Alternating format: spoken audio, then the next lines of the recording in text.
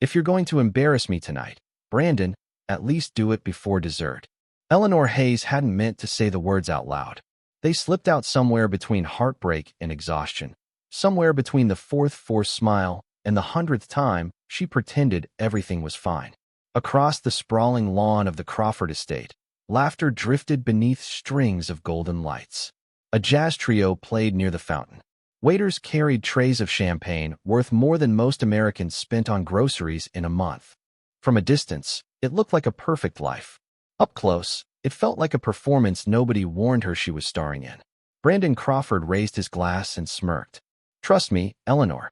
Nobody's paying attention to you." The guests chuckled politely. Some looked away. Others suddenly found their drinks fascinating. 7 months pregnant, Eleanor stood beneath the glow of imported lanterns while nearly 200 people watched the richest man in the county turn his wife into the evening's punchline. She lowered her eyes and rested a hand on her stomach. The baby moved gently. Somehow that small movement felt more supportive than anything Brandon had said in months. 3 years ago, magazines called them America's dream couple. Brandon was the self-made millionaire who turned a struggling logistics company into a business empire. Eleanor was the elegant wife who stayed out of the spotlight. The photos showed private jets, charity galas, oceanfront vacations, and smiling interviews. What they never showed were the silent car rides home, the canceled anniversaries, the way Brandon had gradually started speaking about her instead of speaking to her. Tonight was supposed to celebrate his newest acquisition, a deal everyone said would double his fortune. Instead, Eleanor felt like she was attending the funeral of her marriage. Another round of laughter erupted nearby. Brandon was entertaining a circle of investors now. He didn't even glance in her direction. That's when Eleanor's phone vibrated. Once, then again. She looked down. A single text message appeared on the screen. ETA, 6 minutes. Her breath caught. No name. No explanation. Just 3 words and a countdown. For a moment she wondered if someone had sent it by mistake. Then her heart started beating faster. Because deep down, she already knew who it was from. Across the lawn, a groundskeeper standing beside a hedge checked his watch. Then he checked the sky. Strange. Eleanor noticed because he seemed more nervous than anyone else at the party. Another minute passed. Brandon lifted a microphone. "I'd like to thank everyone who helped make this company what it is today." Applause followed. Eleanor almost laughed at the irony. Nobody in that crowd knew how many nights she had spent reviewing contracts with him. Nobody knew she had quietly introduced him to investors when his company was drowning. Nobody knew how much of his success had been built on sacrifices that would never appear in a business magazine profile. Her phone buzzed again. ETA, 5 minutes. Eleanor stared at the message. Around her, the party continued. Music, glasses clinking, conversations about money. But something had changed. A feeling settled over the lawn. Invisible, unexplainable, like the atmosphere before a thunderstorm. Years later, people would remember that exact moment differently. Some would say it began with the text message. Others would swear it started when the groundskeeper looked at the sky. But everyone agreed on one thing. The most important person at Brandon Crawford's party had not arrived yet. ETA for minutes. Eleanor read the message twice. The numbers seemed to glow against the screen. For minutes. Whoever sent it knew exactly where she was. More importantly, they knew exactly when to arrive. She slipped the phone into her purse and looked across the lawn. Brandon was still holding court beneath the white reception tent, surrounded by investors, local politicians, and executives eager to stay close to his growing empire. Every laugh felt louder than before. Every smile seemed sharper. A warm breeze moved through the estate, carrying the scent of freshly cut grass and expensive cigars. The entire evening had been designed to project success. Brandon always understood optics. He knew which watch to wear, which charity to support, which photograph would end up in the business section by morning. What he never understood was loyalty. Eleanor knew that now. 3 months earlier, she would have defended him. She would have explained away the coldness, the distance, the endless business trips. She would have convinced herself that stress changed people. Then came the private conversations she was never supposed to hear. The meetings he forgot she knew about. The realization that she had spent years protecting a man who no longer valued her presence. A server approached with a tray of sparkling water. Eleanor accepted a glass and thanked him quietly. Her feet ached. The baby shifted again. 7 months pregnant, and standing for nearly 2 hours was not how she imagined spending her Friday night. Across the lawn, a woman in a silver dress stepped beside Brandon and rested a hand lightly on his arm. Eleanor recognized her immediately. Vanessa Mercer, public relations consultant, frequent business companion. Lately, she seemed to appear everywhere Brandon went. The guests noticed too. Several exchanged knowing looks before quickly pretending not to. Brandon leaned closer to Vanessa and laughed at something she said. The sight should have hurt. Strangely, it did not. Not anymore. Sometimes disappointment becomes so familiar that it loses its ability to surprise you. Her phone vibrated again. ETA, 3 minutes. Eleanor felt her pulse quicken. 3 minutes. Nearby, the groundskeeper checked his watch once more. This time he spoke quietly into a small radio clipped beneath his jacket. That was odd. Groundskeepers did not usually carry radios during private parties. A few feet away, one of Brandon's senior investors suddenly ended a conversation and looked toward the dark horizon beyond the property. His expression shifted. Not fear. Anticipation. The kind people show when they know something important is about to happen. Eleanor followed his gaze but saw only the distant tree line. Brandon tapped a spoon against a champagne glass. The ringing sound cut through the music. Conversations faded.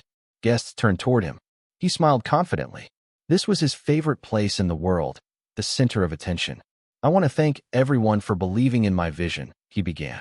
Applause followed immediately.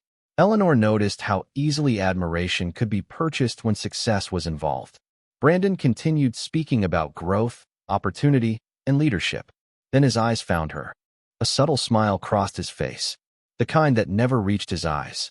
And of course, he said, drawing out the words, none of this would have been possible without sacrifices from the people around me. A few guests glanced toward Eleanor. The smile on Brandon's face widened. She knew exactly what was coming next. But before he could continue, something unusual happened. Several guests turned their heads simultaneously. A low sound drifted across the night air. Faint at first, easy to mistake for distant traffic. Then it grew louder, steadier, rhythmic. Eleanor's phone vibrated one final time. ETA, 2 minutes. Around the lawn, conversations stopped. Glasses lowered.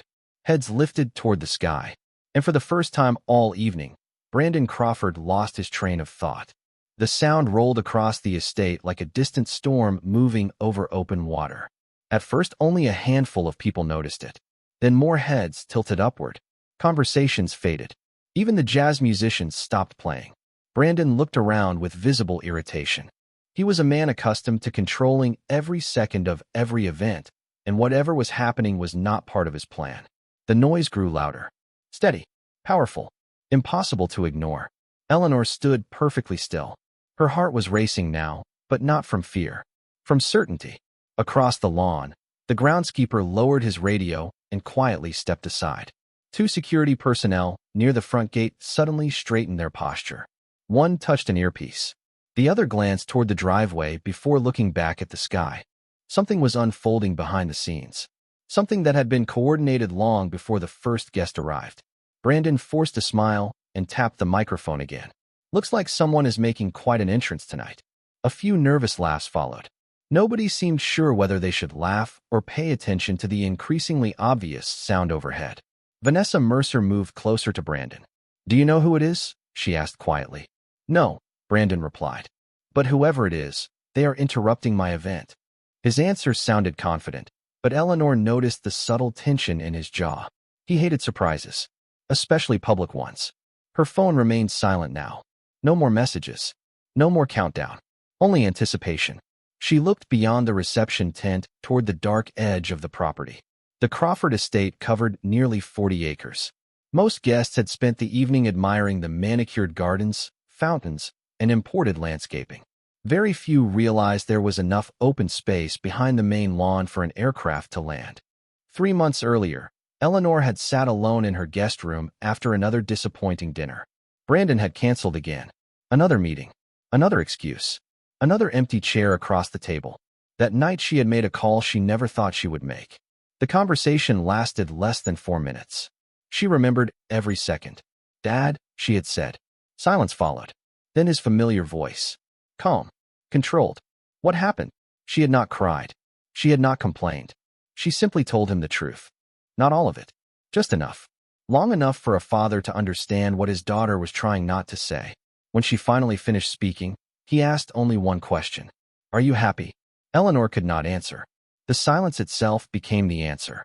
Richard Hayes had responded with words she never forgot. The day you decide you are done carrying this alone, call me.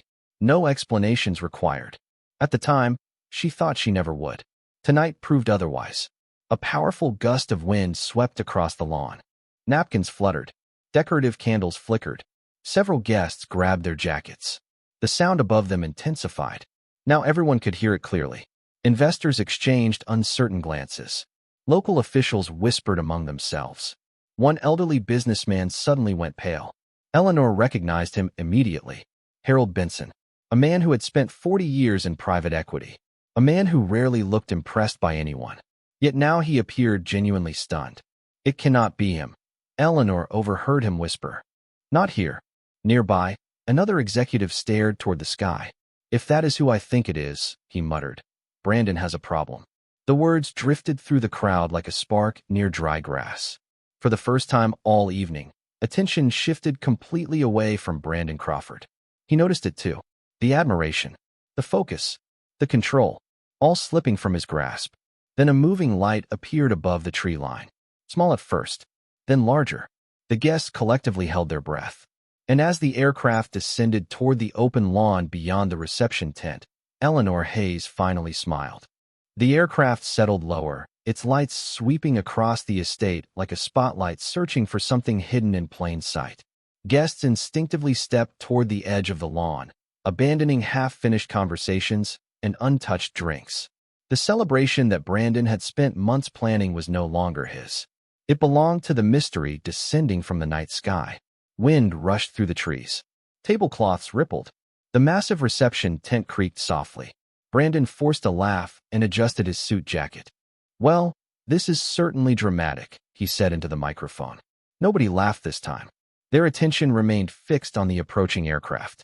That silence bothered him more than any criticism ever could.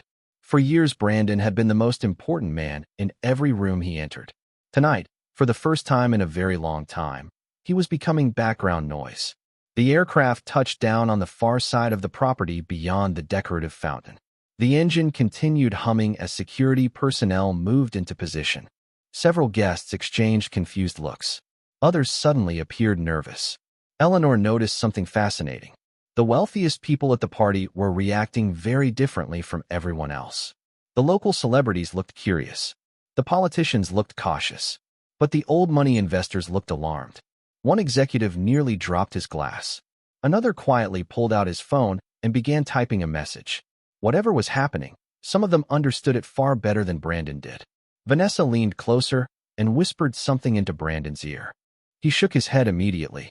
That is impossible, he replied. Yet there was uncertainty in his voice now. Real uncertainty. Eleanor had not heard that tone from him in years. She folded her hands gently over her stomach and watched the unfolding scene. 3 months ago, she would have been anxious. Tonight, she felt strangely calm. Sometimes peace arrives not when problems disappear, but when you finally stop carrying them alone.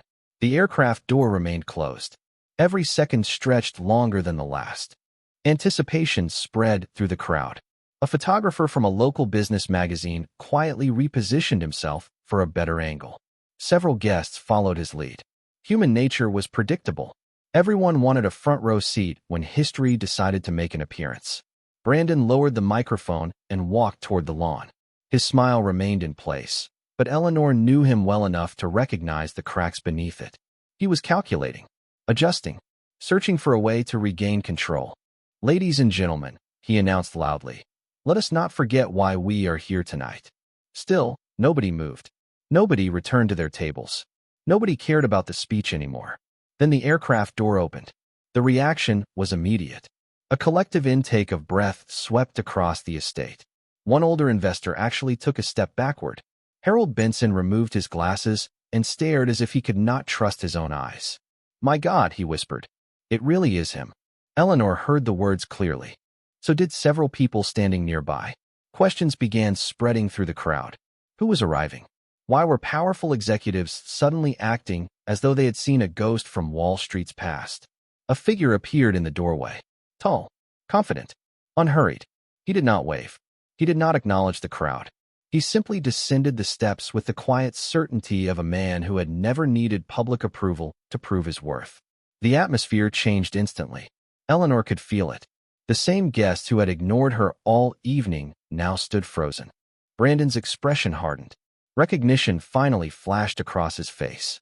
For the first time that night, genuine concern appeared behind his eyes.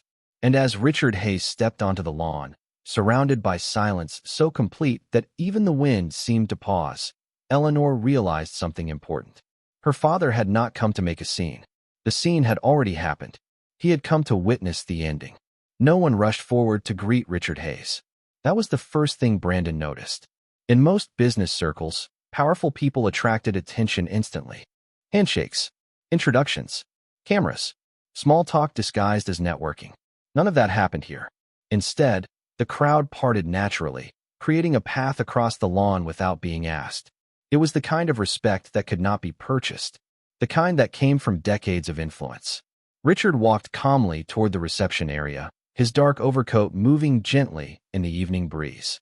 At 62 years old, he carried himself with the confidence of someone who had spent a lifetime making decisions that changed industries. He did not look angry. He did not look impressed. He simply looked observant. Brandon quickly recovered his composure and stepped forward with a polished smile. "Mr. Hayes," he said loudly enough for nearby guests to hear. "This is certainly an unexpected surprise." Richard stopped a few feet away. His expression remained neutral. "I imagine it is." The simplicity of the response somehow made the silence heavier. Around them, dozens of conversations had completely disappeared. Even people standing 50 feet away seemed unwilling to interrupt the moment. Vanessa Mercer shifted uncomfortably beside Brandon. She had clearly recognized the name by now. Most people in the room had. Richard Hayes was not famous in the traditional sense. He rarely gave interviews, rarely attended public events, rarely appeared on social media. Yet among investors, bankers, and corporate executives, his reputation bordered on legendary. For nearly 30 years, companies had risen or fallen based on where he chose to place his support. Eleanor watched from across the lawn. Her father finally turned toward her. The change in his face was immediate. The reserved businessman disappeared. In his place stood a father seeing his daughter. His eyes softened. A small smile appeared. Nothing dramatic, nothing theatrical. Yet somehow it carried more emotion than any speech ever could. Richard walked directly past Brandon, directly past the investors, directly past the photographers. He stopped beside Eleanor and gently kissed her forehead. "You look tired," he said quietly. Eleanor laughed for the first time all evening. That is one way to describe it. Several guests exchanged stunned looks. Others began whispering frantically. The connection was obvious now.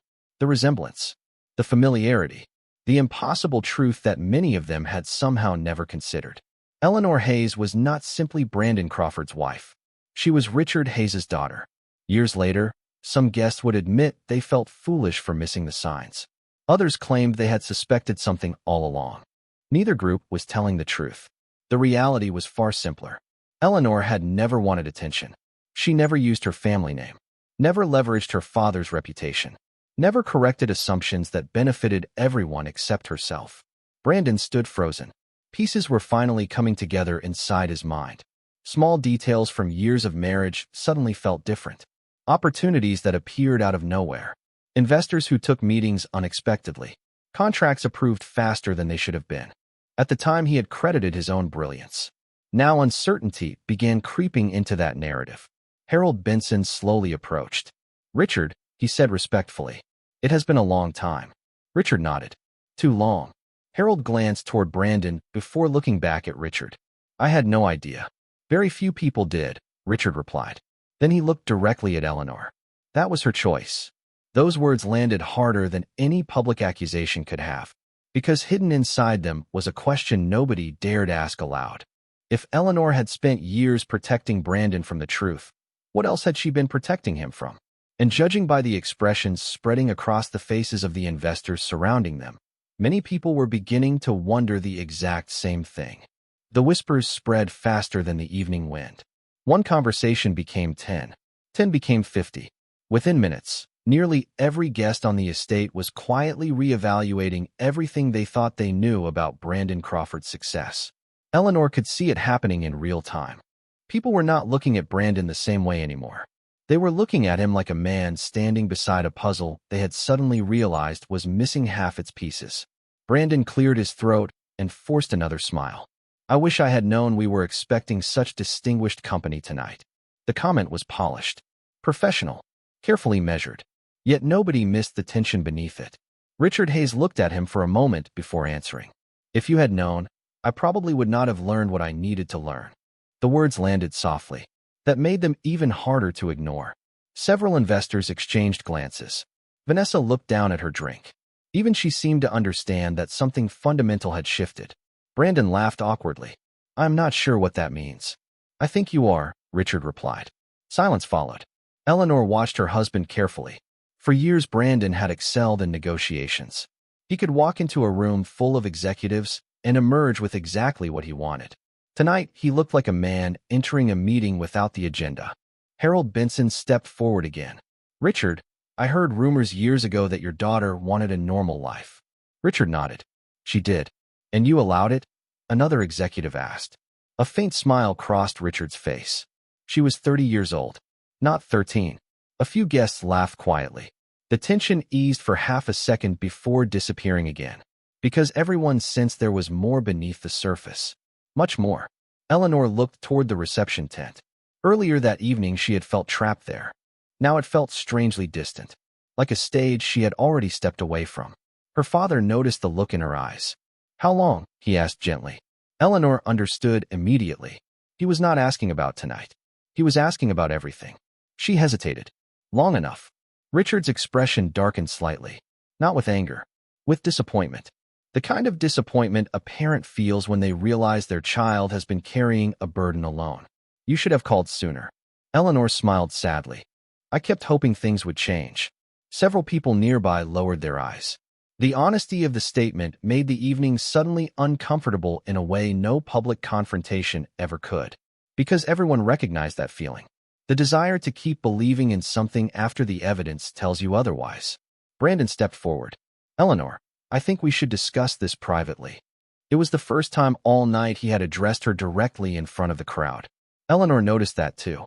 So did everyone else. Richard remained silent. He did not answer for her. He did not intervene. He simply waited. The choice was hers. Eleanor looked at Brandon. Really looked at him. The expensive suit. The confident posture. The image he worked so hard to maintain. For years, she had helped build that image. Protected it. Defended it. Excused it. Suddenly, she felt exhausted. "Privately?" she asked quietly. Brandon nodded. "Yes." Eleanor glanced around the lawn. At the guests. The investors. The executives who now understood far more than they had an hour earlier. Then she looked back at her husband. "Interesting," she said. "Because embarrassment only became a private matter after you realized who my father was." The words were calm, respectful, yet the effect was immediate. Several guests froze. Others looked away entirely. And for the first time since Richard Hayes arrived, Brandon Crawford had no response at all. The silence lingered far longer than anyone expected. Brandon looked around the lawn as if searching for someone willing to rescue him from the moment, but no one stepped forward. The investors who had spent years praising his instincts suddenly seemed fascinated by their shoes.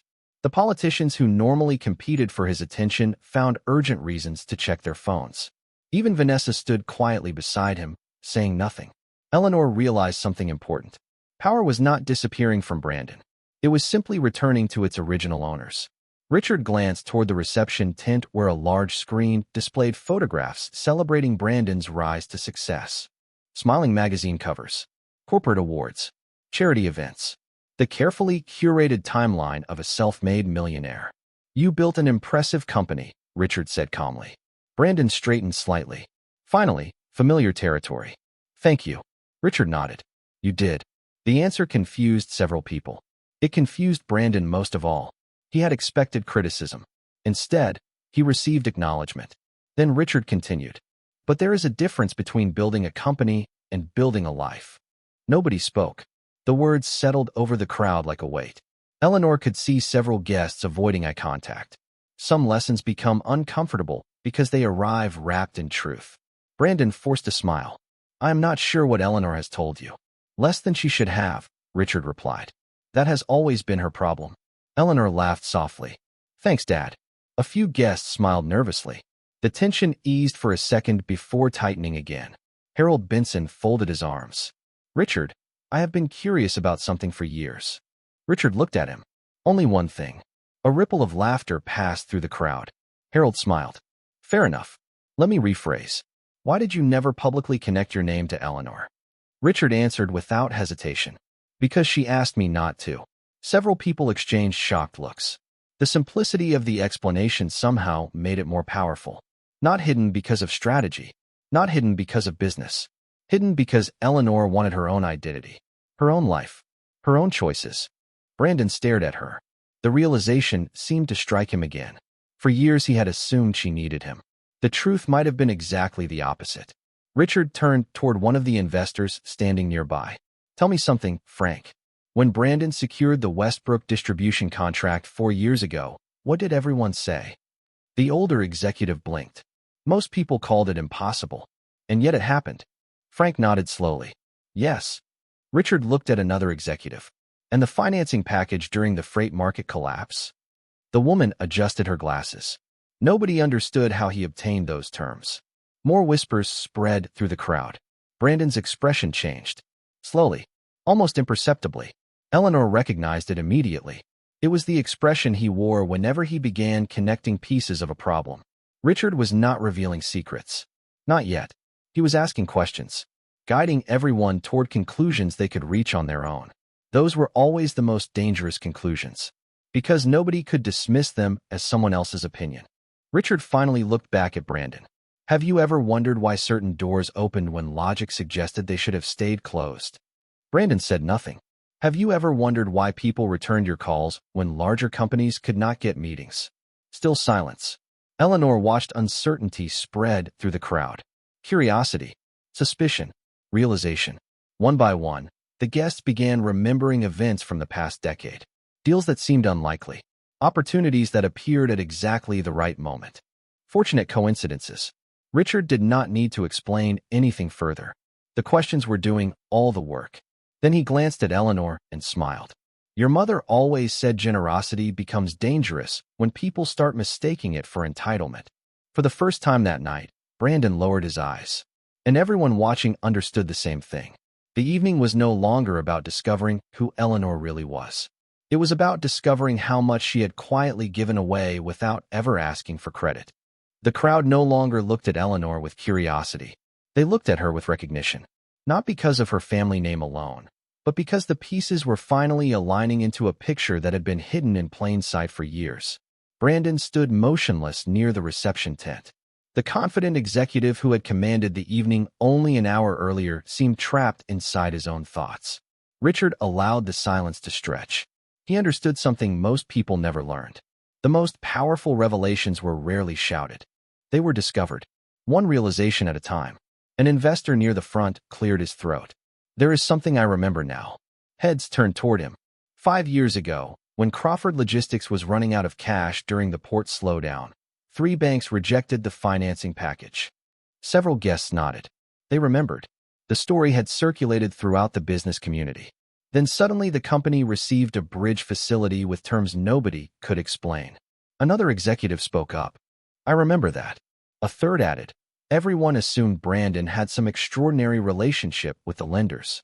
Nobody said anything for a moment. Then Harold Benson slowly smiled. Perhaps he did. His eyes drifted toward Eleanor. The meaning was impossible to miss. More memories surfaced, one after another. A distribution contract that appeared unexpectedly. A strategic introduction to a major supplier. An acquisition opportunity that arrived at exactly the right moment. Events that once seemed like evidence of remarkable luck now looked very different. Brandon rubbed his forehead. You are making it sound like I did not earn anything. His voice lacked its usual certainty. Richard shook his head. No. You worked hard. You took risks. You built something real. The answer surprised everyone. Richard was not interested in diminishing accomplishments. But success becomes dangerous when gratitude disappears. The words settled over the lawn. Eleanor lowered her eyes briefly. She remembered the countless evenings spent helping Brandon prepare presentations, the weekends reviewing proposals, the introductions quietly arranged through family connections she never mentioned. She never wanted credit. She wanted partnership. There was a difference. Richard looked toward the guests. My daughter never asked me to intervene in her marriage. Several people glanced at Eleanor. She never asked me to rescue her. Never asked me to punish anyone. In fact, she spent years defending decisions I would not have defended myself. The statement carried more weight than anger ever could. Brandon looked at Eleanor. Why? The question escaped before he could stop it. For a moment, the entire estate became silent again. Eleanor met his eyes. Because I believed in you. Brandon's expression faltered. Even when I stopped believing in myself sometimes, you believed in me. The honesty in her voice made several guests look away. You kept waiting for me to notice, Brandon said quietly. Eleanor nodded. I kept waiting for you to remember who we were before everything became about image. The words seemed to strike harder than anything Richard had said all night. Nearby, Vanessa lowered her gaze. The photographers had stopped taking pictures. Nobody wanted to interrupt the moment. This was no longer a business story. It was a human one. Richard stepped beside his daughter. Money solves many problems, he said. But it cannot create appreciation. It cannot manufacture character. And it cannot force someone to value what they already have. A light breeze moved through the lawn again. The reception tent fluttered softly. Somewhere in the distance, the aircraft remained waiting. Then Richard reached into the inside pocket of his coat and removed a thin folder. He looked at it briefly before handing it to Eleanor. The guests watched closely. Nobody knew what was inside. But judging by the sudden tension spreading across several investors' faces, whatever came next was about to change far more than the mood of a party. The folder felt surprisingly light in Eleanor's hands. Yet somehow it carried more weight than anything else on the estate that night. She looked down at it, then back at her father. Richard did not explain. He simply nodded once. The decision was hers. It always had been. Slowly, Eleanor opened the folder. Inside were several documents. Neatly organized. Professionally prepared. She recognized them immediately because she had reviewed drafts of them weeks earlier. Her eyes lingered on the signature page. Then she closed the folder again. The crowd waited. Brandon took a cautious step forward. What is it? His voice sounded smaller now. Not weak. Just uncertain. Eleanor looked at him for a long moment. She remembered their first apartment. The cheap furniture. The takeout dinners. The nights they stayed awake, planning a future together. Back then neither of them cared about status. Neither of them cared about appearances. They only cared about building something meaningful. Somewhere along the way, one of them had forgotten that. It is not a surprise, Eleanor said softly. Not really. Brandon frowned. What does that mean? Eleanor held the folder against her side. It means every major decision tonight was already made before the party started. A ripple of confusion moved through the guests. Richard remained silent. The investors listened carefully. Several seemed to understand exactly where this was going. Brandon glanced toward the crowd before returning his attention to Eleanor. Are you leaving? The question hung in the air. For the first time all evening, there was no audience. No performance. No carefully managed image. Just a husband asking a question he should have asked months ago. Eleanor smiled sadly. I think I already left a long time ago. The honesty of the answer seemed to drain the remaining confidence from Brandon's face. Around them, nobody moved.